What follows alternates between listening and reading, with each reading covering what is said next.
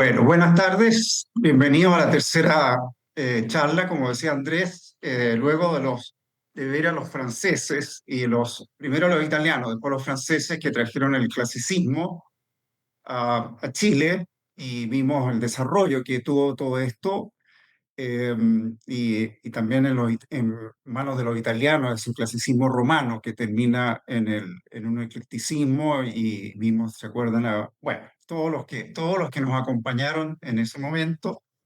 eh, la idea es que de cierta manera una continuidad con lo que vamos a ver hoy día. Nos anima siempre esta frase atribuida a Leonardo: solo se ama lo que se conoce. Esto es para reencantarnos con la ciudad, volver a verla, volver a habitarla y conocerla. Justamente eso es el motivo y lo que nos anima, como digo, a hacer este trabajo y a compartir con ustedes. En esta ocasión vamos a ver varias nacionalidades. No hay un grupo tan grande como el de los franceses, por ejemplo, que vinieron en una cantidad muy importante. Entonces vamos a ver varias nacionalidades, partiendo por alemanes. Eh, Va a haber españoles, va a haber norteamericanos, austríacos, y cada uno, en cierta manera, uno diría, trajo lo mejor de su país, de su región, de su cultura a Chile. Y esto redunda en cosas muy distintas unas de otras. Em, por ejemplo, todos, o casi todos, crearon en Chile obras que son singulares, que son singularidades, diría yo, que son, que son obras, que son piezas, como se dice hoy día, piezas urbanas que son importantes para Santiago. Eh, Algunas han desaparecido, naturalmente. Varias de las obras que vamos a ver hoy día habrán desaparecido, pero, pero quedan en la memoria colectiva. Y otros que probablemente no son tan conocidos por la singularidad de su arquitectura, sino que más bien porque crearon conjuntos, crearon ciudad, consolidaron la ciudad de Santiago, y eso es muy importante también. Eso nos recuerda un poco a Brunet de Weiss, que es uno de los primeros arquitectos que vimos, que trajo el lenguaje clásico a Chile y a Santiago particularmente, y con los distintos edificios y casas que él construyó, influyó mucho en el cambio de esa ciudad de adobe y teja, dio como un punto de partida, eh, a un cambio que siguió a lo largo de todo el siglo XIX, que se fue cambiando el centro, la ciudad de Santiago, a un lenguaje distinto. Bueno, aquí es un poco ver el volumen de esto. En azul están los alemanes. Está, bueno, los vamos a ver cada uno, pero está partiendo por Burkhardt. Tenemos a Müller. Después en el centro, en rojo muy denso, los austríacos con Siegel particularmente.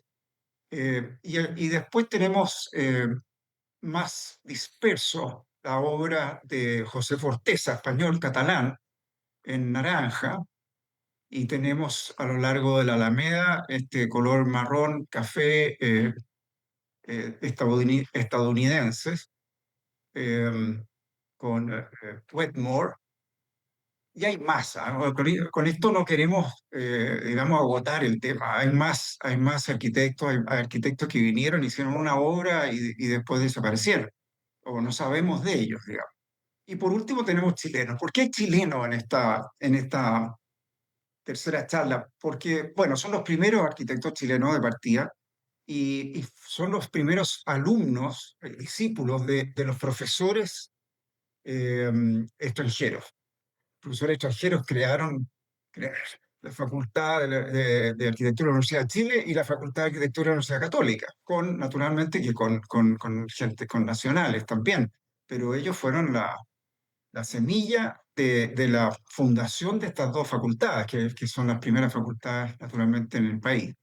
Entonces, estos son los primeros chilenos y vemos todavía muy influenciados por su maestro, pero bueno, es parte de la historia y es una parte importante de la historia. Eh, Creo que se me queda afuera. Ah, no, ahí se alcanza a ver perfectamente el Hospital del Salvador en el extremo oriente en Providencia, que es una de las obras que vamos a ver al pasar. Eh, y a lo largo de la Alameda tenemos también obras de chilenos y el Mercado Central acá arriba. En fin, es un aporte importante. Y es la primera, es como la partida, porque las charlas siguientes serán sobre el fruto del trabajo de los arquitectos chilenos, los pioneros, digamos, de los pioneros. Bueno, seguimos adelante y partimos con los alemanes y con el aporte de Teodoro Burckhardt, un arquitecto muy importante en Chile. No se sabe mucho, se sabe que él nació en Hamburgo, viene del norte de Alemania. eh, no se sabe, no ha habido estudios muy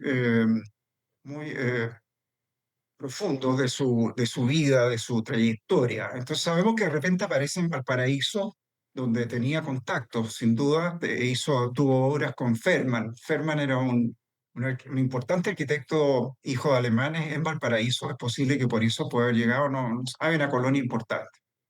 Hizo trabajo con Ferman y hizo la iglesia de los dos apóstoles, que eso está todavía, existe en Valparaíso, muy vecina al Congreso Nacional, una iglesia gótica que está ahí, uno la ve al entrar a Valparaíso por la Avenida Argentina, ve esa edificación. Eh, entonces, Burger está primero en Valparaíso y luego llega a Santiago. Nosotros vamos a ver su aporte en Santiago. Y vamos a partir por él se conecta con gente importante, que por ejemplo Nazario Holguín, un gran empresario minero, propietario de la mina Los Bronces, y bueno, y él quiso representar su estatus social y su riqueza, digamos, lo que él había logrado en la vida, mediante un palacio en la Alameda, en la Avenida de las Delicias, ¿no es cierto? Y contrata a Burckhardt. Y entonces Burckhardt hace uso de un lenguaje y de una arquitectura bastante ecléctica, porque si uno mira este palacio que todavía existe, está a la izquierda, en la foto izquierda, está cortado, no está en su integridad, está transformado en otra cosa, pero esa cúpula es bastante conocida, es bastante eh, característica de la Alameda, esquina Brasil, lo que estamos viendo allá en la Avenida Brasil que llega a Alameda. Eh, bueno, Burger trabaja muchos años y trabaja hasta su muerte en Chile. Tiene 14 hijos. Yo creo que todos los tuvo en Chile, eso tampoco hay seguridad. Pero dentro de esos 14 hijos está Pablo Burger, que es un pintor, artista muy conocido, muy reconocido. Así que él, a lo largo de toda su vida, dejó muchas obras y hijos y, en fin, y relaciones. Eh, este palacio pasó por distintas, como muchos de estos palacios de los mineros, digamos, de La Plata, estamos hablando de 1870, ¿no es cierto? A partir del proceso de la minería de La Plata, eh, pasó por muchas manos, o digamos, por otras manos, y bueno, y hoy día tiene otro destino, completamente distinto. Eh, y es, bueno, muy, como digo yo, muy señero. Este otro, que lo contrata a Burkhardt, José Díaz Gana, creo que posiblemente era uno de los mineros que tuvo más éxito en encontrar estos filones ricos en plata. Y bueno, y también hace lo propio en la Alameda de las Delicias y se manda a construir eh, esta quinta, como se llamaba en esa época, y esta vista es desde el parque, digamos, desde el interior, no es la vista a la calle.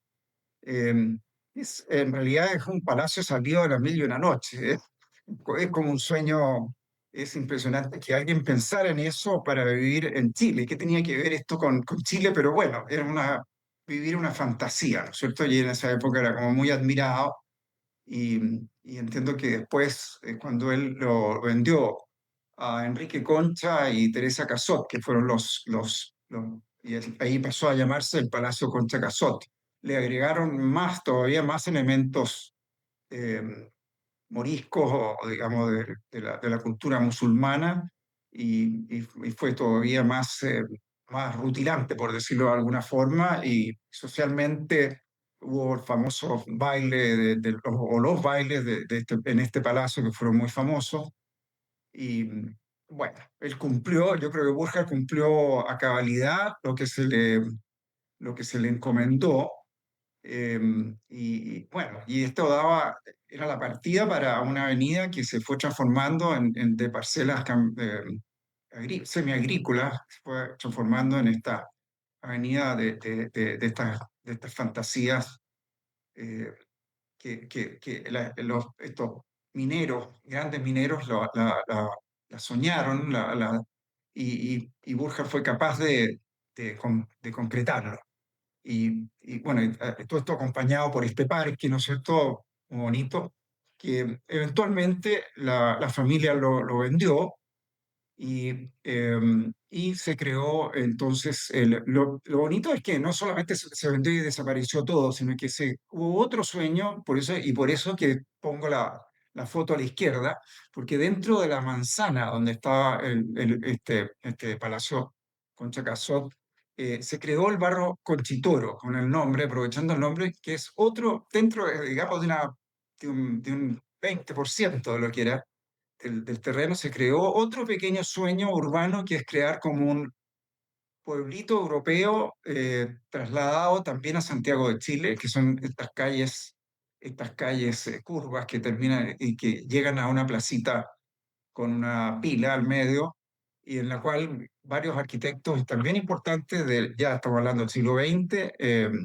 diseñaron y que es una cosa muy improbable, ¿no es cierto? En una ciudad como Santiago de manzanas rectangulares o cuadradas y calles absolutamente rectas, encontrarse de repente en un laberinto de pequeñas calles un pueblecito donde vivían gentes como Joaquín Edwards Bello, Horacio Walker, personajes que en la política o en la, eh, tuvieron importancia, digamos, fueron conocidos y entonces, de un sueño, yo encuentro que se fue a otro pequeño sueño que pervive hasta el día de hoy, ha cambiado hoy día su nota, tiene otros usos también, pero es bonito esto de cómo pudieron adaptar la manzana de Santiago o la manera de ser de la ciudad de Santiago a algo tan exótico y tan excéntrico como hacerse un palacio, repito, salido como de las mil y una noches.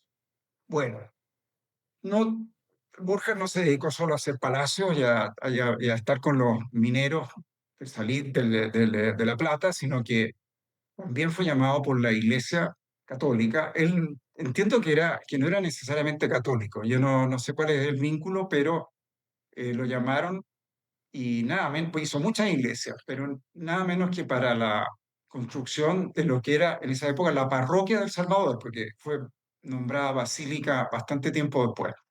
Eh, la parroquia del Salvador es el traslado de lo que fue la compañía, la iglesia de la compañía, que era una parroquia cuando se incendió. A los 2 años se decide trasladarla eh, varias cuadras más abajo en el centro y entonces nombran a Burckhardt como el arquitecto que va a concretar esta gran obra. Y él, como buen alemán, trae el lenguaje gótico en su acervo cultural, no podría haberlo hecho de otra manera. Trae un lenguaje gótico alemán que en esta foto de la derecha es curioso porque eh, como digo, como pongo, aparece Josué Smith Solar abajo. ¿Por qué? Porque luego de varios terremotos y de bueno, del paso del tiempo, hubo de intervenir otro arquitecto, Josué Smith Solar, en la Iglesia del Salvador, y tal como lo están haciendo ahora otros, dados los inclementes terremotos que la han tocado. Entonces, Eh, bueno, lo de abajo, que es de ladrillo, que es el ábside, la parte posterior del templo, es todavía obra completamente de Burckhardt y todo los arcos los ojivales góticos y los vitrales que se ven ahí son el ábside, la parte posterior. Eh, Estas dos fotos son, sobre todo la de la derecha, son importantes porque esto es lo que a Burckhardt lo entusiasmaba y logró entusiasmar, ¿no es cierto?, a la gente de la iglesia y a las personas que iban a vivir y a usar y a, digamos, asistir a las ceremonias en esta iglesia y ser fieles, digamos, de esta iglesia. Este, esta penumbra, este misticismo que tiene el gótico, ¿no es cierto?, en esta oscuridad espiritual, por así decirlo de alguna forma, y que está iluminada solamente por estos maravillosos vitrales hechos en la Casa Mayer, München, o sea, en el país bávaro. Son todos traídos de allá. La estructura, todo lo demás yo entiendo que es hecho acá, incluso los pintores de las columnas está entero pintado por dentro. Eh, Se hizo todo, o sea, no se trajeron pintores, estaban aquí y se usó y participaron distintos personajes. Uno de ellos es Latanzi, un pintor que había ya pintado, aparte de sus propias pinturas, había pintado otros templos. Y bueno, y ahí está, en el vitral de la izquierda está propiamente el arzobispo Casanova, que es el que hace que esto se vaya llevando a cabo. Ahora, desgraciadamente, esta maravillosa luz, como digo, esta penumbra que es propia del gótico, sufre los embates de nuestros terremotos y Burckhardt como que hace caso omiso de eso. La construye enteramente de ladrillo, no tiene refuerzos de ningún tipo, solamente que después cuando iba llegando ya a cubrir las bóvedas, eh, otro de estos embates sísmicos hace que cambien de proyecto y se construyan en madera las bóvedas, pero los pilares hasta ahí son de ladrillo, todos estos pilares pintados, y eh, las ojivas y las nervaduras, ¿no es cierto? Todo esto se hace finalmente de madera, lo que está sobre los capiteles de los pilares. Todo el resto ya es de madera y barro y caña, como se hacían esa época las techumbres, para hacerlo más resistente a los terremotos, pero tiene una vida muy accidentada y es hoy día impresionante ver la selva de refuerzos estructurales que sostienen y permiten que todavía esté en pie, digamos, y no se caiga con otro. Entonces todo esto está en un proceso muy interesante. Está el arquitecto Dino Gozzi a cargo del proyecto de reconstrucción, en fin, y de los aisladores sísmicos y todo lo demás. No quiero irme por ese lado, pero es muy si ustedes visitan, cosa que no es tan fácil, la Basílica del Salvador es muy interesante todo lo que están haciendo de manera de mantener el espíritu con que fue creado esta enorme basílica de 100 metros de largo, 30 metros de ancho y 32 metros de altura. O sea, tiene prácticamente entre 7 y 8 pisos al interior. Entonces uno pasea por estos andamios arriba y está a 20 metros del suelo, por lo menos. Es muy impresionante y es digna de conservarse y de mantenerse. Bueno, esto fue la obra de Burgen y mucho más que eso, pero hay una iglesia más que también no se puede dejar de conocer y de visitar porque está recién, y es la iglesia de San Saturnino en el barrio Yungay, en la plaza Yungay, que es una pequeña iglesia, uno puede pasar perfectamente de largo sin parar eh, a, digamos, a bajarse a verla. Entre paréntesis, Saturnino lo puse aquí, patrono de la capital de Chile para defensa de los temblores. Lo encontré muy interesante. Eh, Ese es el motivo. Está recién, hace muy pocos años, arreglada, restaurada y pintada en estos fuertes colores. Y tiene una particularidad, y es nuevamente la luz. Tiene una luz clara, diáfana, muy luminosa. También tiene vitrales, pero es completamente tiene otro espíritu. Tiene vitrales de arriba a abajo, ¿no es cierto? De partida tiene tres naves prácticamente iguales. Probablemente más angostas las laterales, pero son iguales. Uno está adentro y es un solo espacio prácticamente, con estas columnas decoradas, en fin, uno se puede distraer un poco, pero tiene una... Y otra curiosidad que tiene, bueno, de partida los vitrales llegan prácticamente de cielo casi al piso, digamos, llegan a un antepecho, pero la iglesia es de luz, no tiene otro material que la luz. Y curiosamente al final tiene el presbiterio es como otra sala que está y tiene estos vitrales y está muy raro esto que caiga una boda en el eje. ¿Ah? Lo debe haber tomado de alguna iglesia alemana porque es curioso que no termine, digamos, con un vitral central o con un arco central o algo. ¿Ah? Tiene con una articulación especial y curiosa. Pero es muy logrado esto, es muy interesante y también recomendado de visitar. Está en muy buen estado, está impecable. Yo sospecho que aquí hay estructura metálica en estas columnas para haber resistido como está en fin. No hubo una cosa tan arriesgada como hacer esa enorme basílica en ladrillo sin refuerzo. Eh, Bien, seguimos con los alemanes.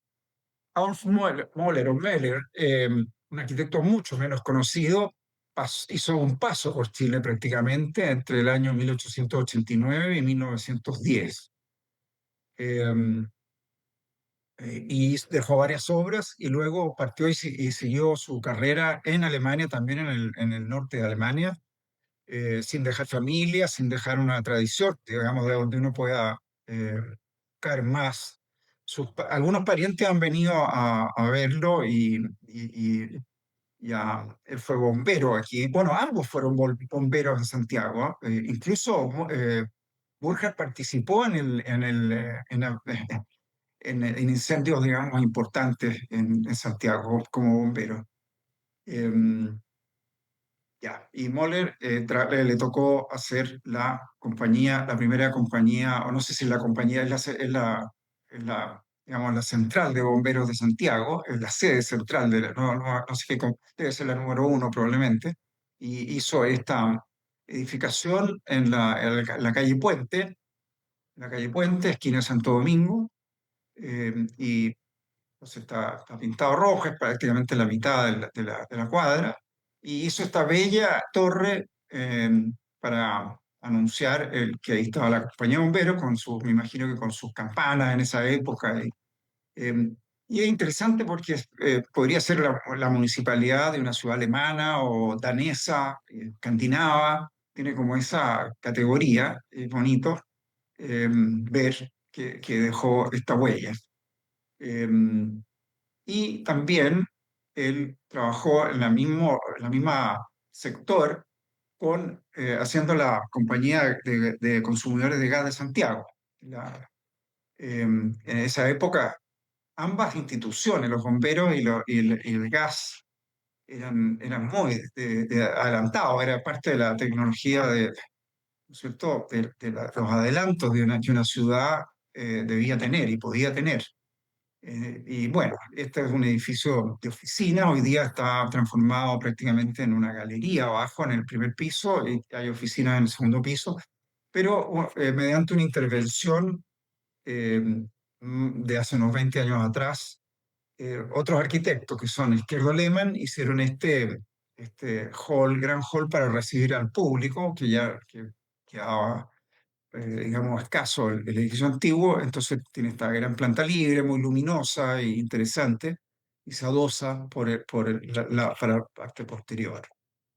Eh, Así es que, por lo menos tenemos estas dos, y hay una tercera obra de Möller, desgraciadamente desapareció, que los que están aquí probablemente la recuerdan, y es la casa Kraus, el edificio Kraus, en la esquina de Puente con eh, catedral. Aquí está la Catedral de Santiago, la Catedral Metropolitana, y a la derecha está el Correo. Y entre medio estaba este edificio que hacía muy bien de esquina, ¿no es cierto? Era como la pieza que faltaba para cerrar la Plaza de Armas. Y él se inspira, creo yo, esto es una idea mía, en un edificio que encontré en Leipziger Straße, en Berlín. Puede haber habido otro, es bastante más grande.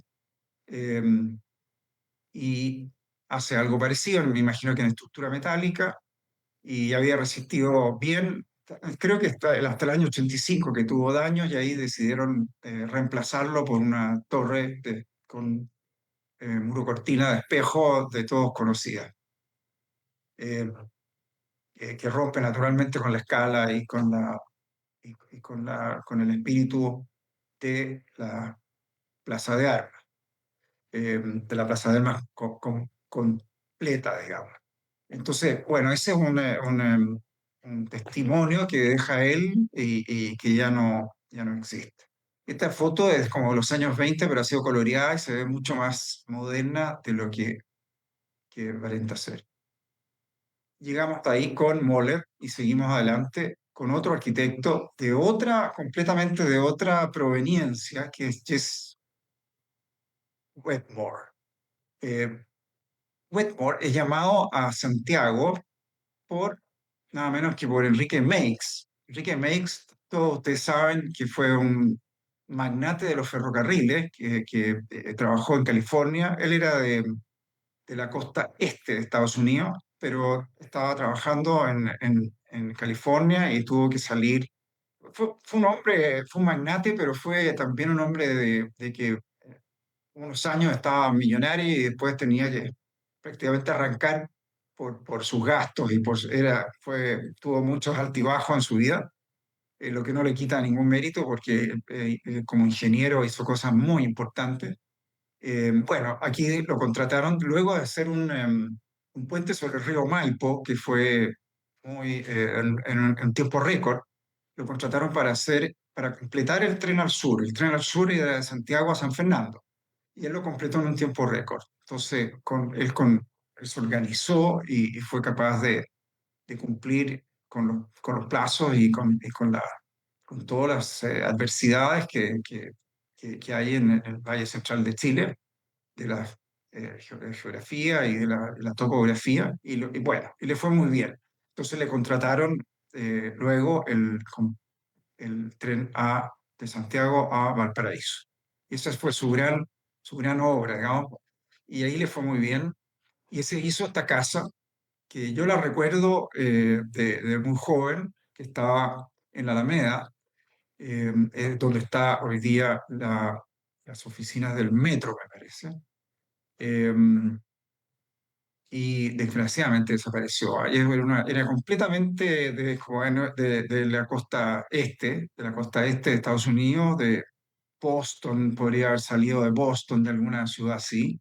Y es interesante porque es como bastante moderna como volumen, es un volumen bastante cuadrado, bastante moderno, con la decoración de estos dos bay windows que se llaman, ¿no es cierto? Estos son como bahías con vista digamos, a 180 grados, que son bastante apropiados para aprovechar el sol y en este caso la vista de todo. Todo ocurría en la Alameda de las Delicias en esa época. Y además tenía este subsuelo para la cocina y otros menesteres, que estaba separado de los comedores. Y desgraciadamente esto desapareció. Eh, pero este fue el primer encargo que Makes le hace a Wetmore. El segundo encargo, que viene inmediatamente a continuación, porque su contrato fue bastante largo y, como digo, muy bueno, fue la Quinta Makes, que es Alameda Abajo, donde hoy día está el barrio Makes, de todos conocidos, que es esta.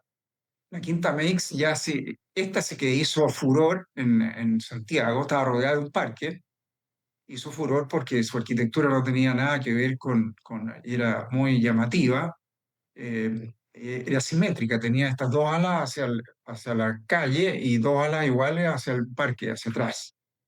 Eh, y se corría que estaba montada sobre como él era hombre de ferrocarriles, que estaba montada sobre un riele y que podía girar. Y está ahí desde el año 1906.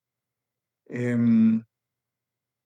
Seguimos con Siegel. O sea, pasamos del español y los norteamericanos a uno de los austríacos. Los austríacos traen una cosa muy importante a Chile, encuentro yo, que es no haber hecho tal vez tanta singularidad y obras tan únicas y tan distintas, sino que eh, tienen como un concepto, menos Siegel, de conformar el centro, en este caso, de consolidar el centro de Santiago, de consolidarlo con una forma urbana. Los edificios son todos distintos, pero a lo largo de su carrera, claro, fue cambiando, pero cumple con consolidar el centro, con darle un peso específico al centro de Santiago, que ya dejó de ser, ¿no es cierto?, primero de adobe, después de la cosa de casas de dos pisos que planteaban los franceses, primero de Benson, casas y, de dos pisos, tres pisos, muy rara vez, o sea, como quien dice, la Casa Colorada, y ahora vamos a edificios de 10 pisos. Y eso se encarga, es muy importante Alberto Siegel que llega de Austria, donde él es austriaco, pero él se educa en Dresden, en la Facultad de Arte y Arquitectura en Dresden, en Sajonia, y bueno, es un gran profesional. Él se instala primero en Valparaíso, donde se asocia con Geiger, que era un ingeniero civil suizo, entonces hacen una profesión, una práctica en Valparaíso, donde tienen bastante edificios, bastante éxito. Sobre todo que les toca al poco tiempo, les toca el terremoto de 1906, donde se cae todo el centro del Valparaíso y ahí hacen mucho trabajo y muy bien. Bueno, él eventualmente empieza a tener trabajo en Santiago y finalmente termina con el tiempo trasladándose a Santiago. Una de sus primeras obras es esta, también otra cosa mítica, ¿no es cierto?, de Santiago, la tienda de Gatti Chávez, en estructura de acero, que le da respuesta a una empresa de Buenos Aires que se instala con un socio chileno, entiendo yo, que se instalan acá y entonces, claro, allá había un Gatti Chávez más grande, más importante, pero aquí tiene esta tienda que después se extiende y que tiene un tremendo éxito y que cierran muchos años después, medio siglo después. Eh, que está donde está hoy día, donde está ubicada hoy día la Galería España, Pasaje España o Galería España, en la esquina de Estado con Huérfana. Eh, Así que esto es como una primera idea, un edificio que ya toma una esquina y sigue, le da un carácter muy marcado a esa esquina. Eh, Tenemos también otro ícono del centro que es el Hotel Crillon, ¿no es cierto? El Hotel Crillon era un edificio de departamentos de la familia de Sergio Larraín, el arquitecto de su padre. O sea, era un edificio para tener departamentos propios, digamos, de la familia, Larraín García Moreno, y eventualmente cambian, parece de plan, no sé la historia, y lo arriendan, lo venden y el nuevo propietario eh, hace de esto un hotel que se llamó Savoy, primero el Hotel Savoy y después cambia a Hotel Crillon. Los dos nombres muy de París. Y así lo conocimos como Hotel Crillon en el centro de la vida social, en fin. eh, y después es cuando se acaba el hotel, hacen de esto un paseo a cubierto con estos arcos, con esta arcada, digamos, pero originalmente entiendo que esto no existía, sino que tenían los ventanales del restaurante y del café a la calle, creo. A lo mejor alguien me puede rebatir eso, yo no estoy seguro, no tengo el recuerdo. Entonces, sigue de nuevo y con mucha, digamos, con mucho lenguaje. Esto es una cosa ya más ecléctica, ¿no es cierto? Porque está usando el lenguaje clásico, pero de una manera curiosa. Está mezclando, tiene algo de clásico, pero en fin. Y acá hay otro edificio, de la otra esquina. Parece que era especialista en los lugares más importantes del centro, que era la esquina en ese momento. Un edificio de renta que está también en Estado, en el Paseo Estado, eh, con moneda. Y de ahí nos pasamos al edificio de la Compañía de Electricidad, a la cual yo le tengo mucho cariño porque trabajé haciendo intervenciones, en fin, cuando en la época antiguamente, cuando era de Chilectra esto. eh, y es un muy buen edificio, muy bonito también, de hormigón. No, perdón, no es de hormigón, también de acero con las columnas y la estructura recubierta en hormigón. Em, Tiene dos patios, o sea, tiene dos patios interiores. Las oficinas dan a patios interiores cubiertos con cúpula de vidrio y después tiene otro, o sea, se amplió, digamos. Tiene estas puertas vidriadas con cobre, todo muy interesante. Eh, Todo esto dentro de la obra de Alberto Siegel, uno más del edificio de renta del Banco de Chile, una cuadra completa a lo largo de Matías Cocina. Entonces, ya con todo esto él consolidó el centro, o sea, hizo del centro una ente homogéneo urbanamente. Y llegamos al Banco de Chile, su obra cumbre, que ya la hace no, todavía con Siegel y Geiger, o sea, todavía, después trabajó como Siegel e hijo los últimos años. Y esta es una obra maestra. Sencillamente acaba de cumplir 100 años, por eso está con las banderas. Pero el interior yo se lo recomiendo a todo el mundo que lo vaya a conocer. Tiene este orden, digamos, em, muro de vidrio, que son las oficinas que están detrás, pero están tras este orden gigante de columnas corintias. Y acá abajo hay arcos en la zona de público y finalmente esta preciosa bóveda y la cúpula que está en el centro. Estos son cuatro fachadas iguales, prácticamente iguales al interior de esta gran plaza cubierta que es el Banco de Chile.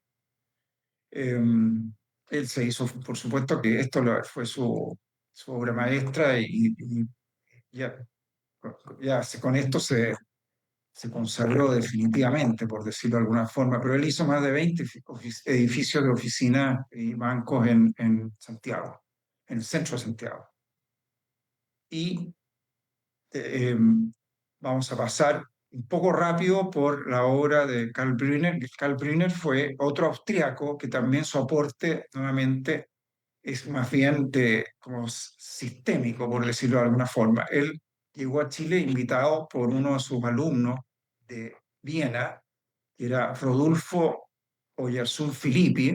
Filippi hablaba alemán, se hicieron amigos, este fue perdón, Oyarzún Filippi hablaba alemán, se hicieron amigos y logró invitarlo a Santiago y él hizo entonces propuestas para Santiago y terminó siendo un plan regulador y terminó siendo el plan regulador de la Universidad de Concepción también. Hay muchas cosas que se le deben a Brunner, mucho más de lo que uno cree. A la derecha esto es el resultado de las ideas de Brunner. No, esto no es un dibujo de Brunner propiamente tal, sino porque él trabajó con Carlos Vera, Ndujano y otros arquitectos que finalmente cuando él se fue a Colombia, donde tuvo una larga trayectoria, hizo muchos planos reguladores, muchas obras allá. Y bueno, el barrio cívico se le debe a él en el fondo. Aquí está la moneda, como una pieza urbana, ¿no es cierto?, en el centro, y se ha creado la Plaza de la Constitución que no existía acá. Aquí está el Diario de la Nación en esta parte. Eh, Acá está el edificio del Hotel Carrera, los ministerios eh, y la Alameda Bernardo Higgins hoy día con esta plaza. Esto es parecido a lo que hay en la Avenida Bulnes con un edificio de Congreso que se supone el Congreso debía mirarse con el Ejecutivo, o sea, uno al frente del otro, en este sentido. Eh, Acá a la izquierda tenemos una propuesta de Carlos Vera Mandujano, este dibujo, que fue probablemente el arquitecto del barrio cívico, pero siguiendo las ideas de Carl Brunner. Y acá una propuesta de otro arquitecto, Emilio Freitas, que que es el lado sur de la moneda, ya con 3 pisos, como lo hizo, como fue el proyecto que lo vamos a ver ahora, y con esta columnata bastante parecida a las cosas de Hitler. Por suerte no las tenemos, no las hicieron, no las tenemos. Eh, este es una foto muy interesante desde la Alameda. Esta es la Alameda, con el barrio cívico empezando a formarse. Aquí está la fachada nueva, como digo, Ministerio de Educación, acá está el Ministerio de Hacienda, el Diario de la Nación al fondo y el Banco Central acá, y todavía la Plaza de la Constitución sin constituirse, valga la redundancia, está aquí. Había un cuartel militar ahí al frente de la moneda en esa época. Y yo creo que la moneda está, no, ya estaba transformada. Esa fachada es de Josué Smith. Acá aparece el Club Unión, la Bolsa de Comercio. Esto estamos hablando ya del año 30, por lo menos. Y para atrás se ven también bueno, ahí está la catedral, etcétera, la Avenida Recoleta, la Avenida Independencia. Muy interesante. Y aquí algunas fotos de cómo quedó todo esto, que es lo que todos conocemos, que resultó de todo esto, el barrio cívico, con sus edificios muy regulares, muy parecidos. Ahora, una cosa más sobre Karl Brunner antes de terminarlo, y es que él no creía, él estaba en contra del urbanismo que empezó a generarse en esa época con Le Corbusier, que era hacer lo que llamaban tabula rasa. O sea, él se tomaba la ciudad, se botaba todo y se ponían edificios eh, iguales o no necesariamente iguales, pero exentos, o sea, que no estaban pegados a ningún otro edificio, sino que recibían sol por todas partes, recibían aire por todos lados y no conformaban estos espacios a la europea, que eran las plazas, las avenidas, los bulevares, sino que fuera con eso, lo que habían eran conectores de vehículos, autopistas, lo que es la ciudad, el urbanismo ya del siglo XX, para nosotros de la segunda mitad del siglo XX. Él no creía en eso y él estaba muy preocupado porque veía que eso estaba ganando espacio en la ciudad. Aquí está la moneda, ¿no es cierto? La fachada lateral de la moneda. Esto es por calle no, esto es Teatinos, por calle Teatinos, yendo hacia el sur, allá está la Alameda, eh, y esto es la avenida perdón, el Paseo Bulnes, yendo hacia el Parque Almagro al fondo. Eh, Todas fotos de- del Consejo de Monumentos Nacionales, porque ellos tienen que regir cualquier proposición que se haga aquí, cualquier edificio que se haga aquí, uno no puede sino regirse por las estrictas normas del barrio cívico que vienen desde Brené.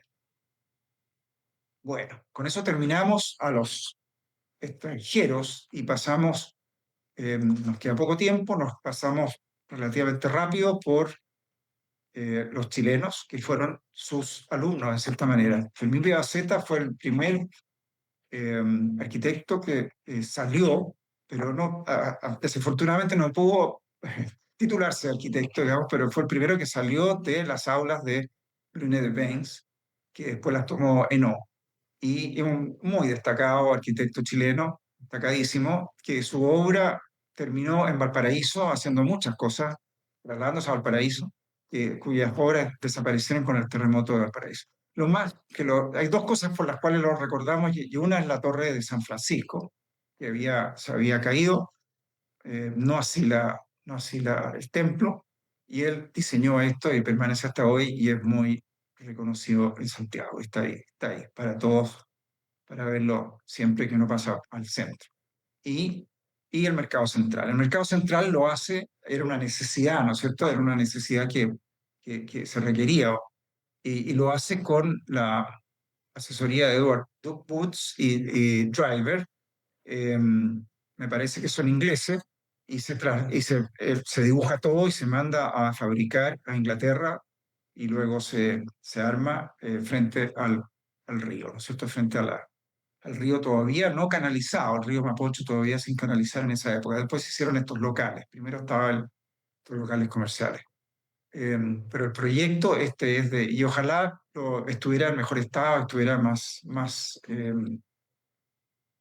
yo creo que se podría hacer una mejor restauración hoy en día. eh, Fermín Vidaceta. Luego tenemos a Ricardo Brown, que es muy poco conocido. Yo creo que murió, bueno, murió bastante joven, murió, si ustedes ven, murió a los 40 y tantos años, pero fue muy destacado. Él fue el primer arquitecto titulado en Chile.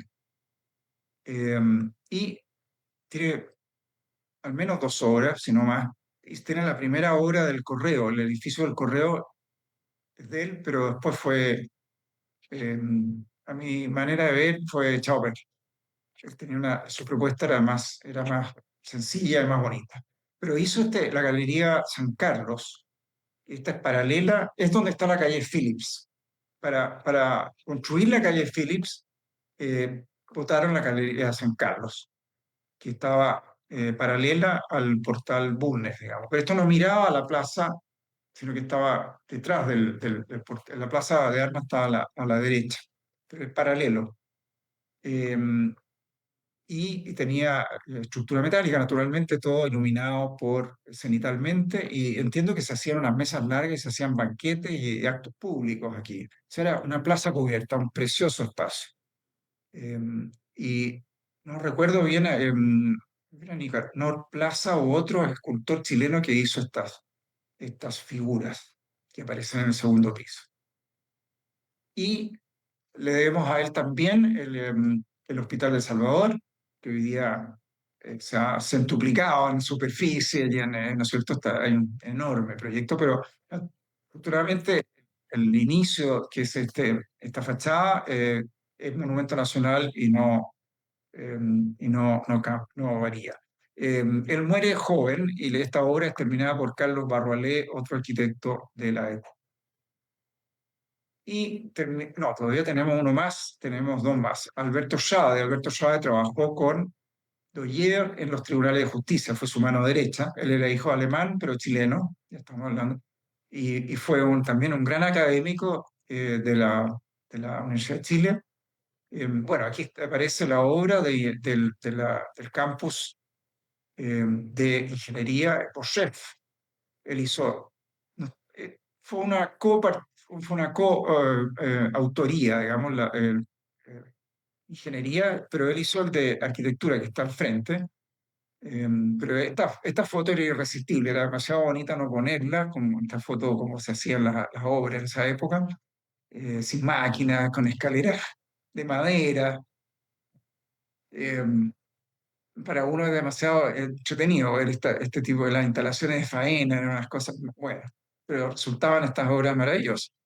Así que irresistible dejar de poner esta foto. Y pasamos al último chileno, Gustavo García del Postigo. También no se sabe de él qué pasó después de su gran obra, que es, perdón, la Biblioteca Nacional. Biblioteca Nacional de Chile, de todos conocida, es también una fachada en la Alameda, pero insustituible. eh, Tiene como un peso específico bastante pesada como arquitectura, pero bueno, es la Biblioteca Nacional de Chile. O sea, guarda los tesoros eh, de los libros y ¿cierto? Y de los documentos de los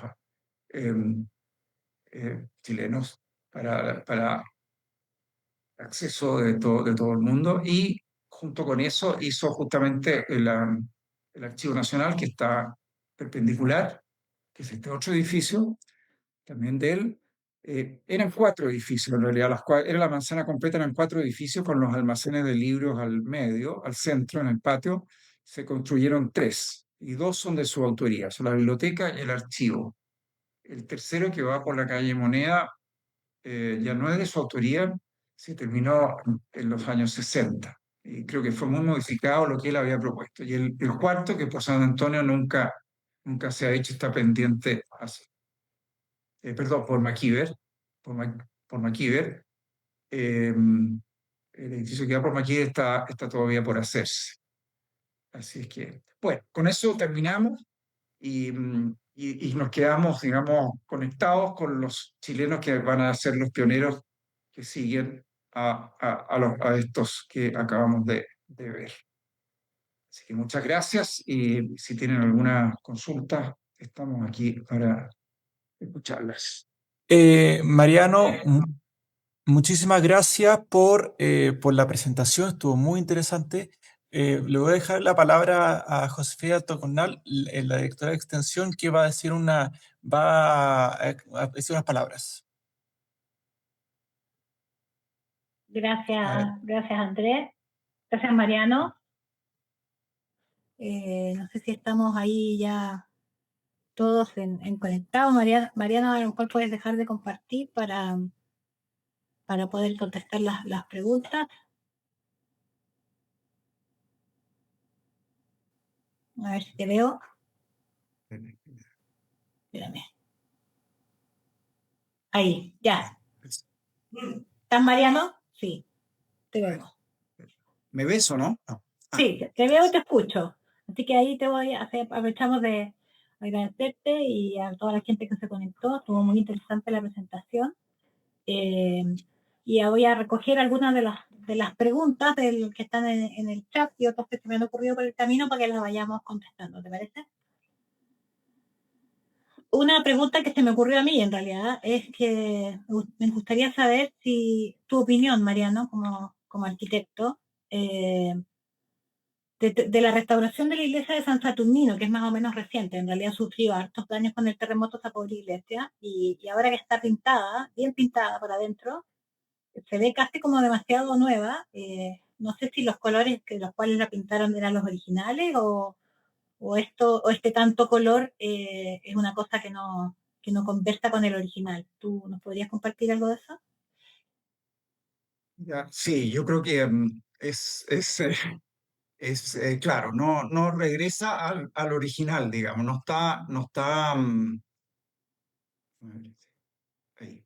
No está de acuerdo a lo que esos colores no pueden haber sido, no pueden haber sido. Lo que pasa es que se ve como nueva, uno está, digamos, queda maravillado por la luz que tiene, hace un poco eh, caso omiso del color de las columnas, del color tan fuerte del cielo, de las bóvedas, porque uno queda encantado con la luz.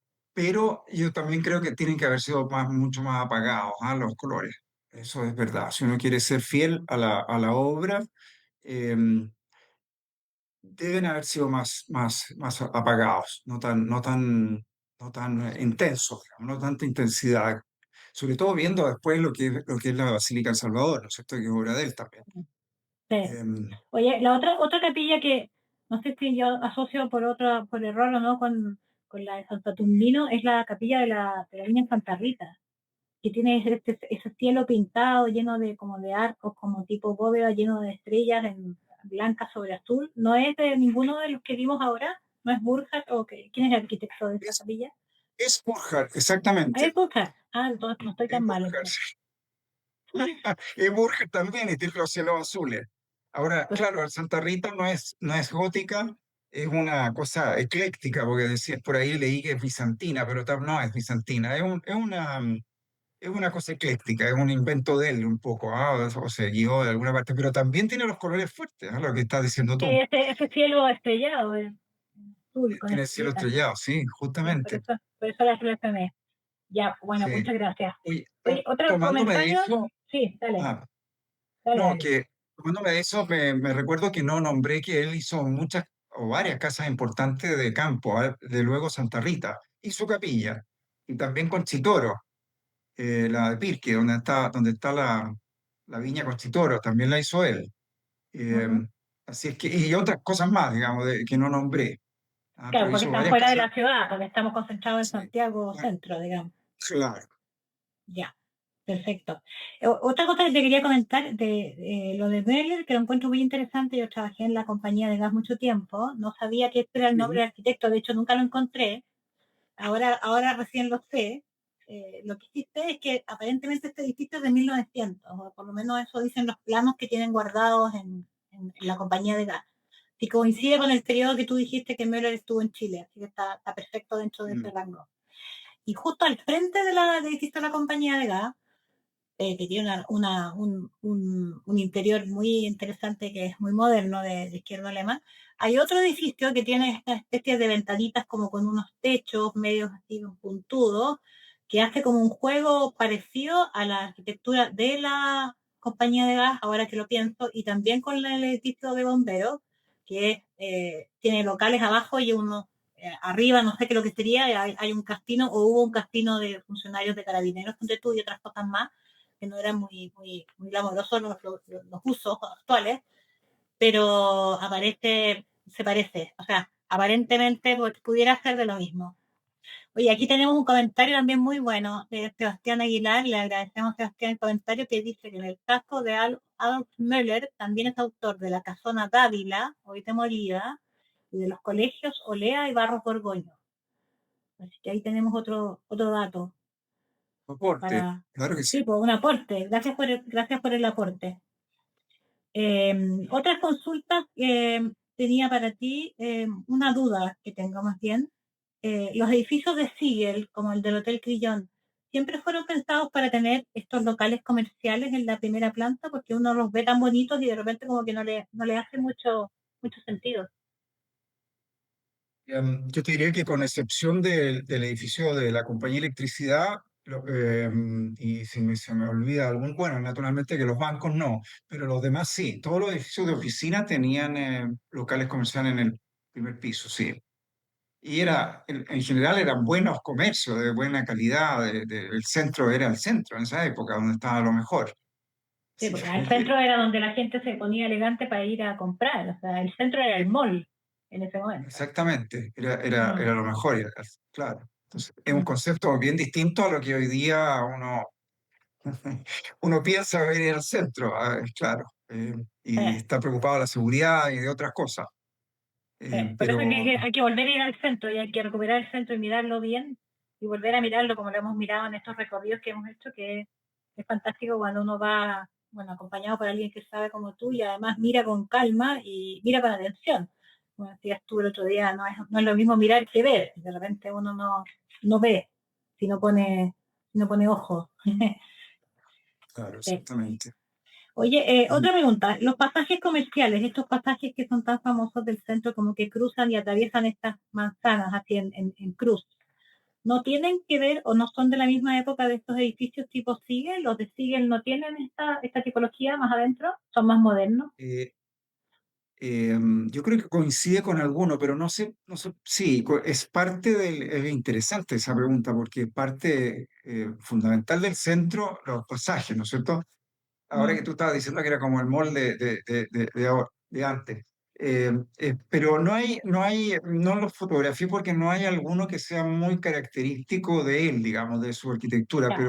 pero sí, son parte, o sea, el centro con las manzanas conformadas con 10 pisos, que tú no podías superar los 10 pisos, digamos, eh, con los pasajes y poniéndose de acuerdo unos propietarios con otros. Es absolutamente parte del centro de Siegel, sí, sí, O sea, efectivamente. son contemporáneos en época, digamos. Claro. Bueno, O sea, juntos recorrimos la Galería del Crillón, pero la Galería del Crillón claro, hoy día es una galería, pero no era en esa época, ¿no es cierto? Porque uno pasa por la terraza del hotel de esa época. Entonces, mm, pero de cierta manera se ha podido transformar en una galería más del centro. ya.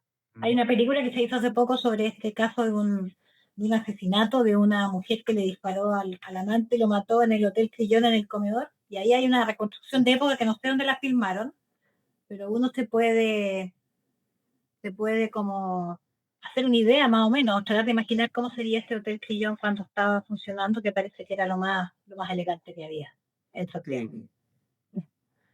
Sí, Aquí exactamente. Sebastián Aguilar nos dice, complementa que la Casa Dávila estaba frente a la Plaza de Vicuña Maquena junto al Cerro Santa Lucía.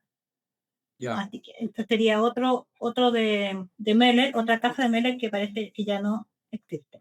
Sí, Casa Dávila. Eh, Sí, y hoy día hay un edificio ahí que tiene toda la cuadra en, mm, entre Santa Lucía y Miraflores. Claro, que tiene mm, toda la cuadra, así que ahí tiene que haber desaparecido la Casa Dávila. perfecto. Otra pregunta. ¿Qué siente el mercado central? Que es algo que sale en los medios cada cierto rato. Hay problemas como con el barrio. En otros países, en otras ciudades, los mercados son lugares tan entretenidos, países son tan turísticos como en Madrid y en otras partes.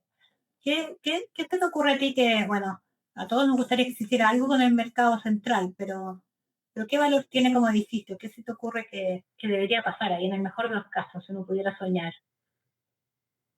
Mira, yo lo que, por ejemplo, habiendo visto el caso de en Londres del Covent Garden, ¿no es cierto?, que está al Ujú. lado de la ópera y que era un mercado más que centenario, mucho más que centenario, ha tenido 250 años, se transformó en una cosa turística de locales turísticos muy caros y perdió esa cosa que tenía de comidas, de comprar verduras, te quiero decir, de comprar carne, de comprar... Eso lo perdió por transformarse en una cosa